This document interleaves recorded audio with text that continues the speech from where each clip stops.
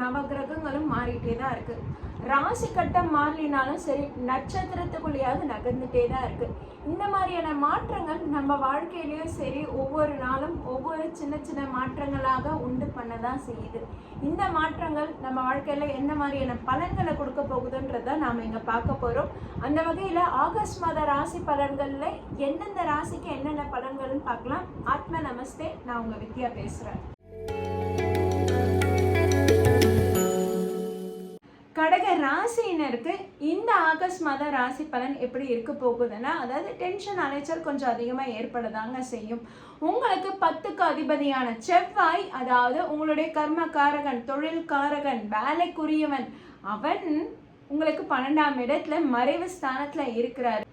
உங்களுக்கு லாபஸ்தானாதிபதி சுக்கிரன் உங்களுக்கு 3ஆம் இடத்துல மறைவு ஸ்தானத்துல நீச்சம் பெற்று இருக்கிறாரு. அப்போ உங்களுக்கு நீங்க ஒரு தொழில் பண்றீங்கன்னு வச்சுக்கோங்களேன், அமைதியாக கமுக்கமாக இருந்துக்கிறது நல்லது. இருக்கிறத மெயின்டைன் பண்ணிக்கோங்க. அதுவும் இல்லாமல் கடகராசினருக்கு 7க்கு அதிபதி சனி உங்களுக்கு 9ஆம் இடத்துல வக்ரம் பெற்று இருக்கு. வக்ரம் பெற்று இருந்தாலும் அங்கே உங்கள் ராசியிலிருந்தே குரு பார்வை செல்வதால் உங்களுக்கு ஓரளவுக்கு, அதாவது என்னென்னா பெருசாக உங்களை பெரிய பிரச்சனையில் தள்ளி விட்டு உங்களை சிக்க வச்சிட போதுன்னு இல்லை, இருந்தாலும் உங்களுக்கு சரியான சப்போர்ட்டுன்றதும் இருக்காது.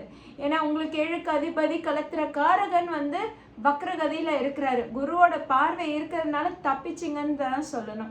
அதே மாதிரி கடக ராசினருக்குன்னு பார்த்தீங்கன்னா புதனோட அமைப்புன்றதும் 12ஆம் இடத்துல இருக்குது. கொஞ்ச நாளைக்கு ஆகஸ்ட் 3லேருந்து ஆகஸ்ட் 23 வரைக்கும் உங்கள் ராசியில் இருக்கிறதுனால இது எப்படி இருக்கும்னா, குருவும் புதனும் இணைவாக இருக்குங்க.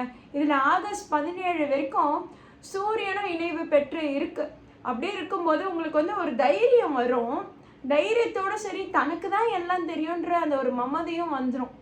நான் தான் எல்லாம், எனக்கு தான் எல்லாம் தெரியும், என்னை விட்டால் யாராலையும் எதுவும் பண்ணவும் முடியாது, அதனால தான் இவங்களாம் என்னையே சார்ந்து இருக்கிறாங்க அப்படின்ற ஒரு திமிரும் வந்துடும். ஆனால் இது எங்கே உங்களுக்கு பிரச்சனையை கொடுக்கும்னா, எல்லா வேலையும் நீங்கள் செய், உனக்கு தானே எல்லாம் தெரியும், நீயே எல்லாத்தையும் செய், ரெஸ்பான்சிபிலிட்டி அதிகமாக எடுத்துக்கோன்னு சொல்லிட்டு அந்த ப்ரெஷரை உங்கள் தலையில் போட்டுருவாங்க. ஸோ கடக ராசியினர் எந்த வேலை செஞ்சாலும் சரி 2-3 வாட்டி யோசிச்சு செய்யுங்க. உங்களுக்கு வேலை சுமை கொஞ்சம் அதிகமாகவே ஏற்படும். வேலை சுமையை விட அலைச்சல் அதிகமாக ஏற்படும். போனோமா, இந்த வேலையை முடித்தோமா, இந்த வேலையை முடிச்சுட்டு வீட்டுக்கு வந்தோமா அப்படின்ற மாதிரி இருக்காது. நம்ம ஒரு வேலைன்னு போயிருப்போம், அங்கே ஒரு வேலை கொடுத்துருப்பாங்க, அந்த வேலைக்காக வேற ஒரு இடத்துக்கு போவோம், அங்கே ஒரு வேலை கொடுத்துருப்பாங்க, அதுக்காக இன்னொரு இடத்துக்கு போவோம் அப்படின்ற மாதிரி அது செயின் மாதிரி கண்டினியூ ஆகிட்டே தான் இருக்குது. அதே மாதிரி கடக ராசினருக்கு லவ் அண்ட் ரிலேஷன்ஷிப்பும் பார்த்தீங்கன்னா இப்போ உங்களுக்கு அவ்வளவு சாதகமாக இல்லைன்னு தான் சொல்லணும். உங்களுக்கு பார்த்தீங்கன்னா உங்களுடைய 5க்கு அதிபதி செவ்வாய் உங்களுக்கு 12ஆம் இடத்துல மறைவு ஸ்தானத்தில் இருக்குது. அதே மாதிரி பார்த்தீங்கன்னா 10க்கு அதிபதியும் அவர் தான்.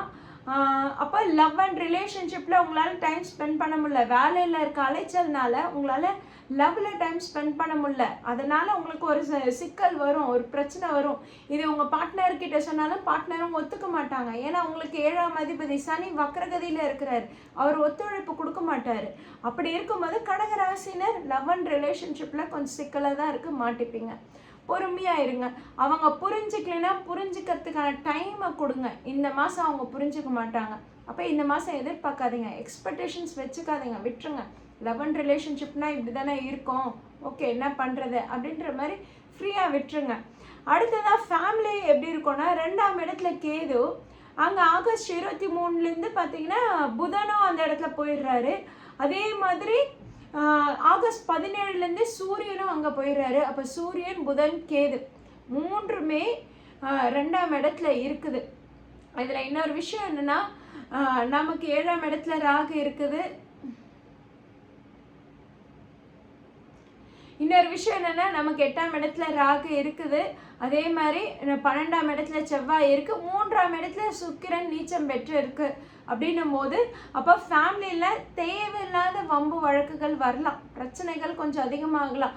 வார்த்தைகளை சரியாக பயன்படுத்துங்க. சூரியனும் இருக்குது, புதனும் இருக்குது, கேதுவும் இருக்குது.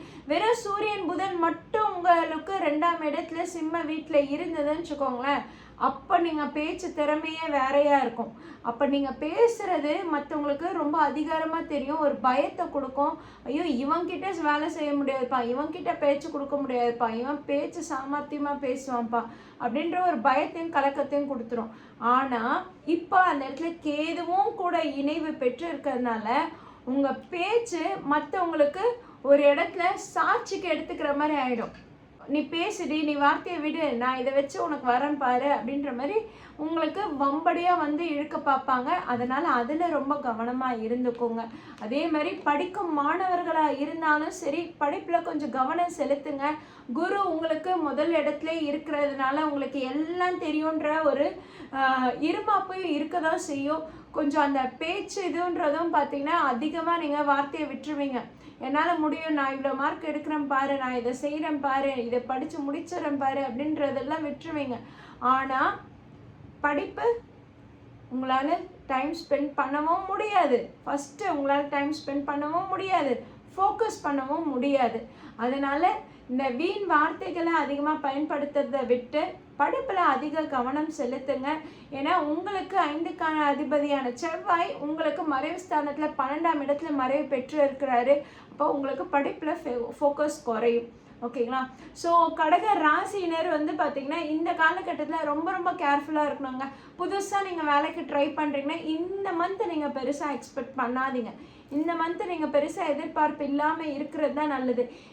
இதே கடக ராசினர் வெளிநாட்டுக்கு போகிறதுக்கு ட்ரை பண்ணலாமா, வேறு ஊருக்கு போக ட்ரை பண்ணலாமா, ட்ராவல் பண்ணுறதை ட்ரை பண்ணலாமான்னா அது கொஞ்சம் பெட்டராக இருக்குது. ஓகேங்களா?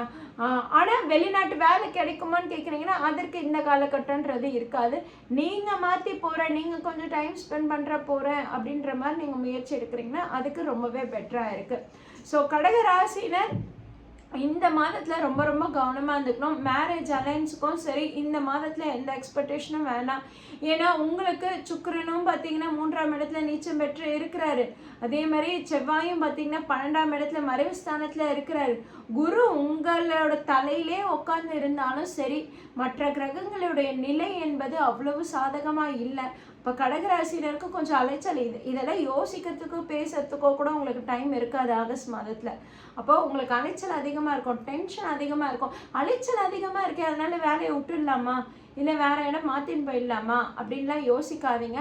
இந்த அலைச்சல் டென்ஷனை உங்களுக்கு எதிர்காலத்தில் ஒரு நல்ல முன்னேற்றத்தையும் நல்ல அந்தஸ்தையும் ஏற்படுத்தி கொடுக்க போகுது. அதனால் அலைச்சல் வருதேன்னு சொல்லிட்டு அதை தள்ளி போடாமல் இருக்கிறத இழுத்து போட்டு செய்யுங்க. உங்களுக்கு நிறைய ப்ரெஷர் கொடுப்பாங்க தான், நிறைய வேலை கொடுப்பாங்க தான், அத்தனையே செஞ்சு நீங்கள் உங்களை ப்ரூவ் பண்ணுங்கள். இது ப்ரூவிங் காலகட்டமாக இருக்குது, டெஸ்டிங் காலகட்டமாக இருக்குது. அப்போ நீங்கள் உங்களை ப்ரூவ் பண்ணிட்டீங்கன்னா உங்களுக்கு எதிர்காலத்தில் நல்ல வாய்ப்புகள் வரப்போகுதுன்னு தான் அர்த்தம். கடகராசினர் அப்படி இந்த ஆகஸ்ட் மாதத்தை பயன்படுத்திக்கோங்க. அதே மாதிரி கடகராசினருக்கு நான் எப்பவுமே சொல்லக்கூடிய வழிபாடு என்னன்னா, கற்கடேஸ்வரர் கோயில் கும்பகோணம் திருவாரூர் பக்கத்தில் திருவிடைமருதூரில் கற்கடேஸ்வரர் கோயில் இருக்கு.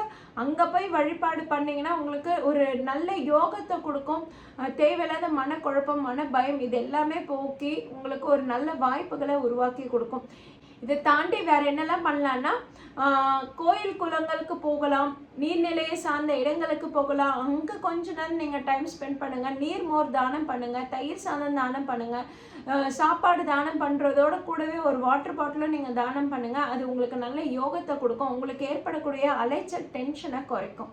ஸோ கடகராசினர் இந்த மாதம் 1 மாத காலம் கொஞ்சம் அலைச்சலாக இருந்தாலும் உங்கள் ஹெல்த்தில் கேர் எடுத்துக்கோங்க. உங்களுக்கு எலும்பு சம்மந்தப்பட்ட பிரச்சனைகள் ஏற்படலாம். 3ஆம் இடத்துல சுக்கிரன் இருக்கிறதுனால வயிறு சம்மந்தப்பட்ட இந்த மாதிரியான பிரச்சனைகள் அதிகமாக ஏற்படும். ஸோ கடகராசினர் ரொம்பவே கேர்ஃபுல்லாக இருந்துக்கோங்க. இறை வழிபாடு உங்களுக்கு துணையாக நிற்கும்.